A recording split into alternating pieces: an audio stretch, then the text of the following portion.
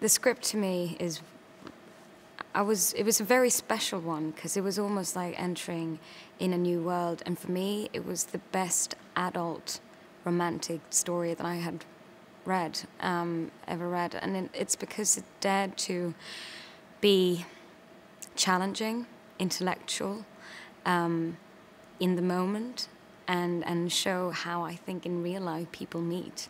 It allowed people to have discussions and to talk and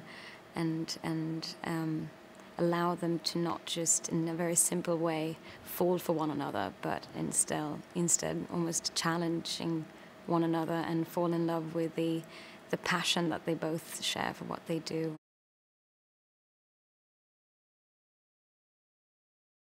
Erin, our writer on this script, I think had done such a beautiful job with moving our story from being, having a red thread throughout, but also having such imagery and daring to show a lot of our story in quite heightened imagery.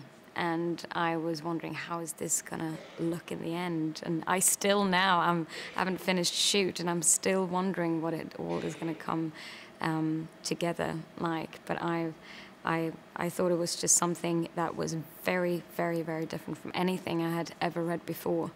And knowing that Vim and the rest of the team, with Benoit de Bie shooting it involved and James on it, it just felt like a very, very wonderful chance to be invited to be a part of it.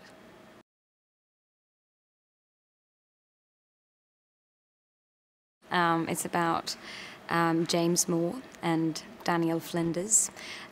She's a biomathematician who's about to soon go on one of her biggest missions down to the bottom of the Atlantic Ocean to make a case on a theory on the origin of life down there that she has. And he's a water engineer, and he's going to go to Africa and is going to go on a big mission there, and is taken hostage by jihads in Somalia.